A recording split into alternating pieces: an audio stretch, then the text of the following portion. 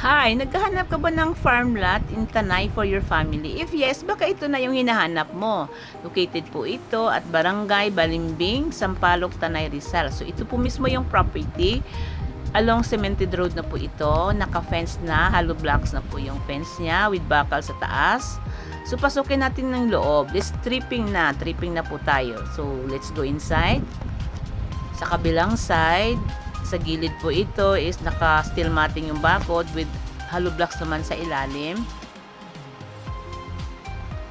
Dito po sa kabilang bakod, so ito po yung bakod sa harap. Ayan po, fence, hollow blocks with bakal sa taas. So maluwag po yung area, malinis na po. Konting linis na lang. Ito po yung puno ng mangga. Total po ng puno ng mangga dito is 11. May 4 na jackfruit, may 2 puno ng nyug at may 5 puno ng dwarf coconut na katatanim lang malapit po dun sa gate. So ito po naman is ang open kubo with made of bamboo. So for relaxation, maganda po magstay dito. Magbanding dito, magkainan. Sa kabilang side naman is meron din po itong kubo na livable na. Sa loob po nito, meron po itong 2 bedroom. Gawa po ito sa hardy flex yung loob. And din sa harap is, sa labas is amakan. Native po sa tingnan. May provision na rin po ito para sa paglalagyan ng aircon. Dito naman sa kabilang side is yung concrete po na bahay. Yung lumang bahay, inayos, pinaganda po. So, ito po yung mismo yung property. Meron na po itong toilet and bath na magagamit na. So, concrete po siya. Wala nga lang po itong bubong. Kayo na po yung maglalagay ng bubong. As is where is po yung benta nung seller. So, kayo na po yung magtatapos. Ayan po. Meron na po itong, pag natapos na, may kitchen ka na, may dining ka na, so may toilet and bath ka na. So magagamit na po, bubong na lang po talaga yung kulang. So at saka i-repaint para maayos po yung bahay. Sa kabilang side naman, so dito, so ito po yung, so yan po yung may 2 bedroom. So, ang bakod naman po nito sa kabila is, yan, puntahan natin. Hollow blocks po yung bakod sa baba at sa taas is steel matting. Ayan. And din sa baba, sa bandang baba naman is barbed wire na po yung bakod. Ayan, safe na po kasi may barbed wire na rin naman po siya. So, dito sa kabilang side,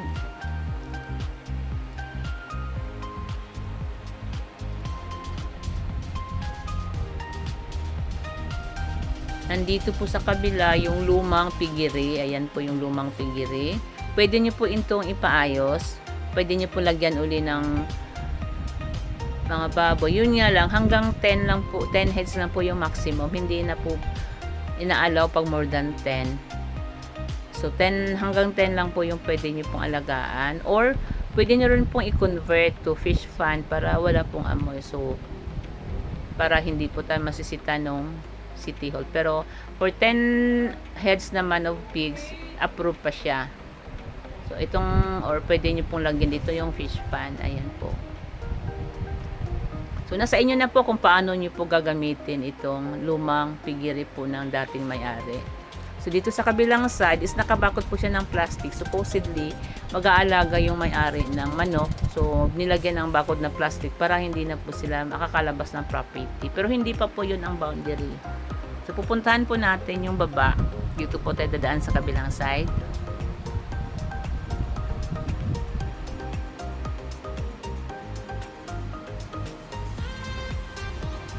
Para mapuntahan natin yung baba. Nakasarado kasi yung plastic doon. So walang daan doon. So dito tayo dadaan.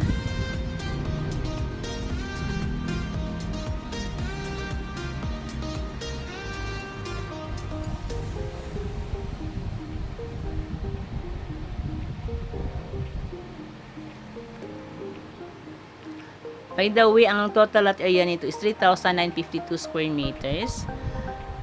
clean title, TCT na po ito, hindi po ito CLOA. So, mabilis lang po yung process ng title ng transfer. So, ito po, dito na po tayo sa baba. Ayan, ito po yung tanaw. Nasa baba po yung boundary niyan. And then, meron pong dating balloon yung sa baba niyan para ganyan yun po yung ginamit ng dating may-ari. Nakasemento po yung balloon. May tubig naman siya ngayon. Pwede nyo rin po itong buhayin para magagamit nyo rin po once na dito na kayo nakatira. Meron po itong total na puno ng mangga, 11 puno mangga, 4 na jackfruit, may 2 puno ng nyug na malalaki na, at meron namang katatanim lang na 5 dwarfs coconut.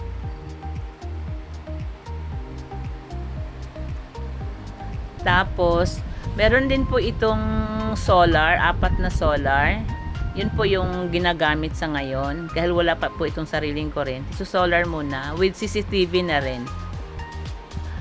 Pwede naman po ninyong applyan na ito ng tubig at kuryente once na nabili na po yung property dahil may linya na rin naman dun sa daan o sa area na to. So, possible na rin po kayo mag-apply ng tubig at kuryente. Ang distance po pala nito from Tanay proper is 9 kilometers.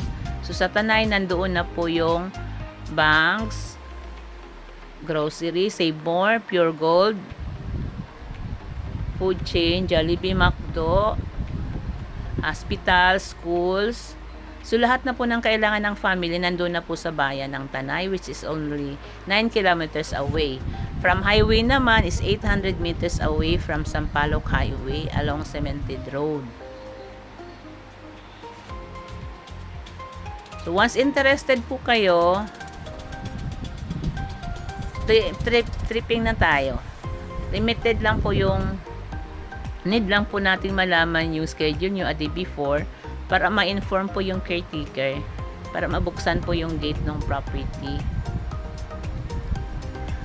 Ulitin ko po, it is 3,952 square meters. Price is 3,500 per square meter, cash only. Negotiable pa naman po yung price. Makakausap niyo po mismo yung may-ari once na interested po kayo sa property. So, clean title po ito at Balimbing, Sampaloc, Tanay, Rizal. Clean title, TCT, hindi po siya CLOA. So, wala na tayong problem o hindi na po tayo matatagalan pag process ng title transfer.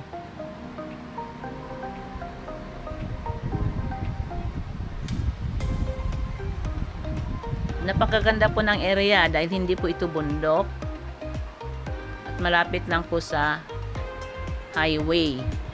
Cemented road pa, two-way pa yung daan, so accessible siya. So once na pumunta kayo dito sa site, kahit tag-ulan, wala po tayong magiging problem. So since nasa Tanay tayo, alam po natin kung gaano kalamig ang simoy ng hangin dito since we are here in Tanay.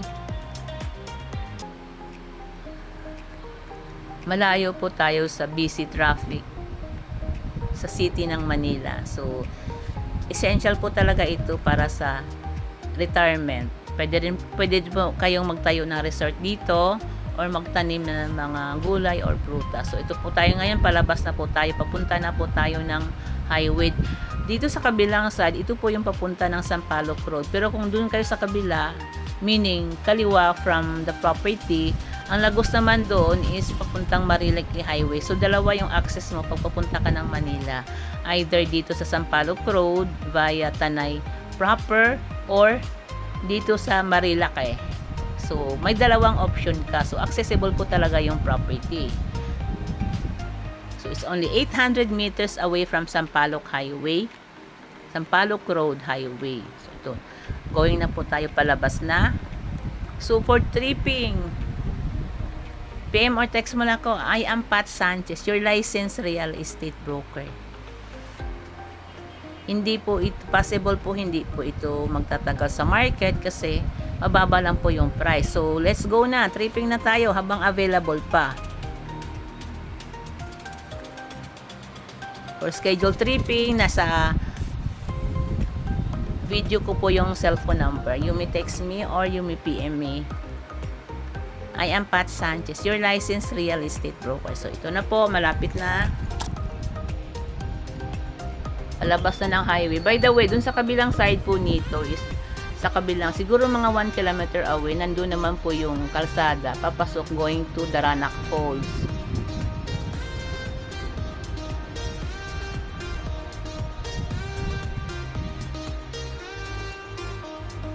Paglabas po nito, pag kumanan ka, pababa na po ito ng Tanay proper. Pag kumaliwa naman, is doon naman po yung paakyat going to Regina Rica.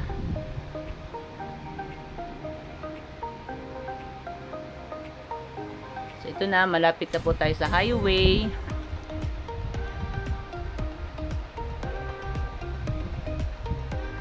Ayan, sa highway na po tayo. So, pakanan po tayo going to Tanay proper. So, thank you for watching. See you soon!